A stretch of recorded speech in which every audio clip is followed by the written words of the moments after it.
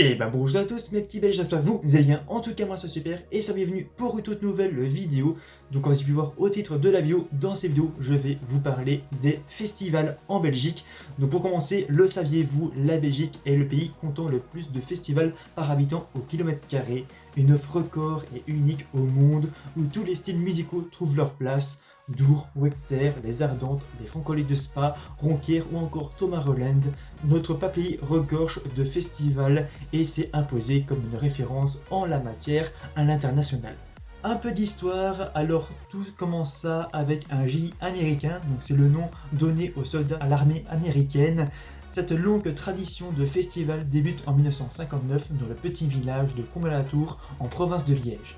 C'est là-bas que s'était installé Joe Napoli, un GI américain qui avait combattu lors de la bataille des Ardennes.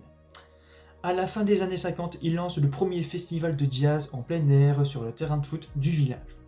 Jusqu'en 1966, le festival de Comblain s'impose comme le plus grand festival d'Europe, avec la venue d'artistes comme Nina Simone, Joe Coltrane, Ray Charles, Chet Baker, Bud Powell et Stan Getz et plein d'autres.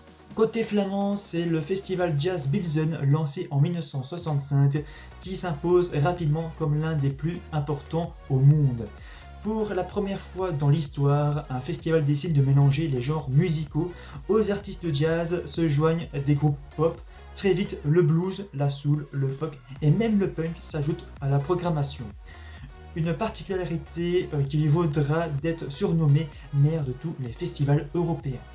L'aventure du Bilzen prend fin en 1981, entre-temps Wekter est né. Devenu aujourd'hui l'un des plus grands festivals de rock au monde, Rock Werchter connaît sa toute première édition en 1975. Les années 1980 marquent le début de la festivalisation en Belgique. Pop se lance en 1985, suivi de Dour en 1989. 800 personnes participaient à cette première édition. Les amateurs de musique urbaine, électro, pop trouvaient désormais eux aussi leur bonheur en festival. En quelques années, ces festivals grandissent. Les organisateurs belges n'ont pas hésité à innover, à se réinventer, voire de prendre des risques. Et souvent, cela s'est avéré payant. Par exemple, c'est à Dour que pour la première fois, on propose plus d'une seule scène sur le site. Aujourd'hui, le festival en compte 8. Rapidement, les jeunes festivals belges sont donc devenus une référence en Europe et une source d'inspiration à l'étranger. Mais qu'est-ce qui fait la spécificité des festivals belges? À l'image de la Belgique, nos festivals sont très ouverts à l'international. Il y a par ailleurs une véritable expertise dans notre pays. Au fil des années, les équipes se sont professionnalisées, assurant une organisation optimale tant pour les artistes que le public.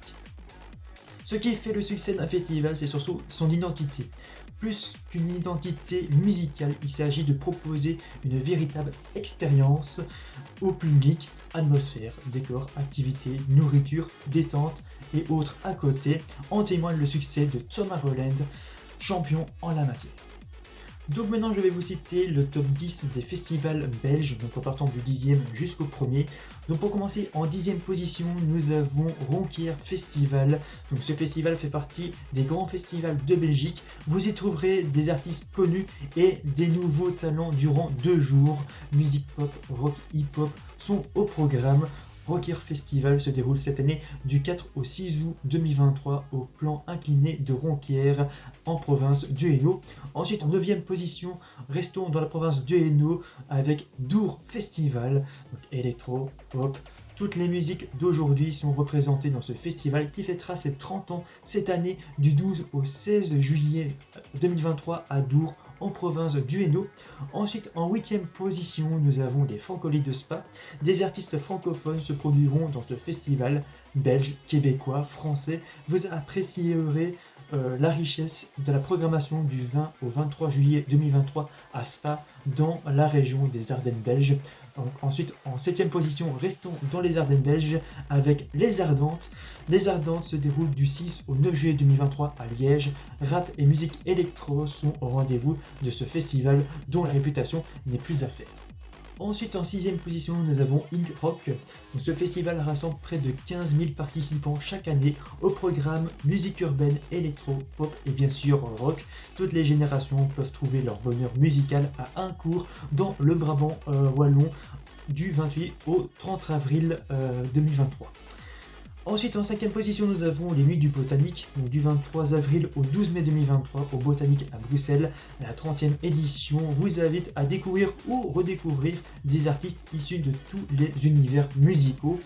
Ensuite, en 4ème position, nous avons Couleur Café. Donc, ce festival se déroule du 23 au 25 juin 2023 au plateau du Heysel à Bruxelles. Donc, ce festival dédié à ses débuts aux musiques du monde se veut aujourd'hui très électrique. Les artistes confirmés et les nouveaux talents se croisent sous 3 chapiteaux dédiés à toutes les musiques hip-hop, rap, rock, électro, etc. Ensuite, nous arrivons sur le podium. Donc, pour commencer, en 3ème position, nous avons Bruxelles Summer Festival.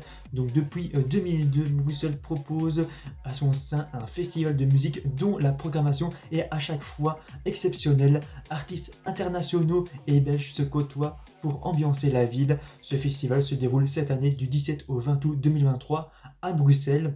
Ensuite, en 2ème position, donc, nous avons le festival le plus connu dans le monde, qui est bien évidemment Tomorrowland. Donc, le plus grand festival de musique électro dans le monde se déroule à Boom, en province d'Anvers, en Belgique. Tous les amateurs le connaissent et réservent leur place des mois à l'avance depuis tous les continents. Donc, le festival se déroule sur 2 week-ends, donc cette année du 21 au 23 juillet 2023. Donc au moment où je poste ces vidéos, c'est Tomorrowland tout simplement. Et du 28 au 30 juillet 2023, les DJ de Satur International défilent sur des scènes gigantesques entourées de milliers de festivaliers. Et enfin, en première position, nous avons Rockwerter Festival.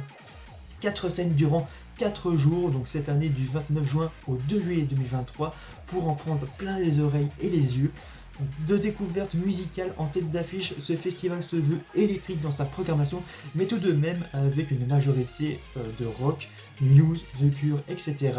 Des dizaines d'artistes vous emmèneront avec eux sur les routes de leur mélodie. Donc voilà, donc d'ailleurs en parlant de Rockwerter Festival, la prochaine vidéo sera au sujet de Rockwerter. Enfin bref, donc, je vous montre un petit indice, enfin bref vous allez comprendre. Donc si vous voulez voir ces vidéos, n'hésitez pas à vous abonner avec la cloche des notifications. Donc voilà. Mais y a-t-il trop de festivals? Alors la Belgique est donc une véritable terre de festivals et l'on peut s'en réjouir. Mais l'on peut aussi s'interroger, trop de festivals tuent les festivals. Depuis quelques années et dans un contexte de concurrence accrue, on remarque une course à la tête d'affiche et aux valeurs sûres. Certains festivals sont devenus de véritables machines économiques pour lesquelles la valeur commerciale prime sur les valeurs artistiques, analysées Christophe Boutal pour le CRISP. Donc, je mettrai en description le lien de l'analyse du CRISP concernant les festivals belges. Donc voilà. La course au gigantisme dans laquelle les grands festivals se sont engagés a 2 effets, un appauvrissement et une uniformisation de l'offre artistique et une inflation des prix du billet d'entrée. L'avenir serait-il donc en train de s'assombrir pour les festivals belges? Pas spécialement. L'offre ne peut plus croître indéfiniment. Cependant, cela n'est pas incompatible avec l'idée de renouvellement de l'offre. Chaque année, des festivals disparaissent et de nouveaux apparaissent. Autrement dit, il y a toujours de la place pour les festivals qui font preuve de singularité, comme l'ont montré certains en investissant par exemple des niches musicales ou en tentant d'offrir au public davantage que de la musique, une expérience aux 1000 facettes. Donc voilà concernant les festivals. J'espère que la vidéo vous aura plu. Donc voilà, donc c'est la fin de cette vidéo. Donc si vous aimez la vidéo, n'oubliez pas de liker la vidéo, de la partager et de vous abonner si vous avez envie. Donc moi je vous dis à la prochaine pour une prochaine vidéo. D'ici là, portez-vous bien et ciao à tous.